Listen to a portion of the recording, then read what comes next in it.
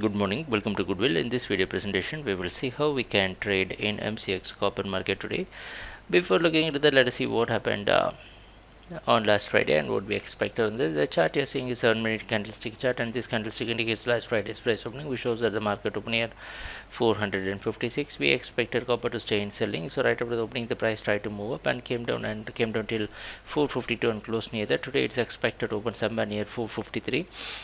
So what we can do today, as you all know, the market is falling from 492 or 500. You could see it's a very continuous fall in copper market. Even in this new contract, you could see the price is coming from nearly for 500. It's a clear drop.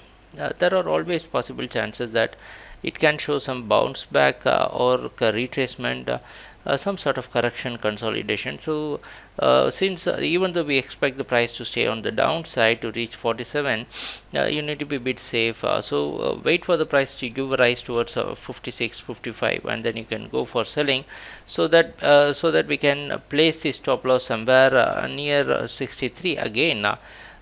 We feel that if the price is going to test 56, the 56 is still not a very big resistance here now.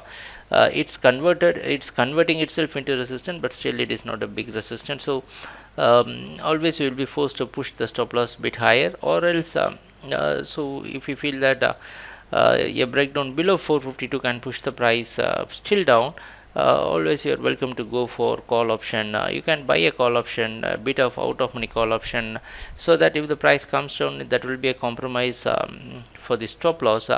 So in this way you can minimize your risk also. So let us see what's going to happen during the trading session. Wait for the price to go up and sell near 56, or buy a put option. So buy a put option so that your expectation is still down. Maybe some out of money put option you can still buy at 450 put option you can buy, so that yes, you can protect your stop, but still the stop loss remains 463. That's the thing. Let's see what's going to happen during the trading session. Thanks a lot for watching our videos. Take care. Bye.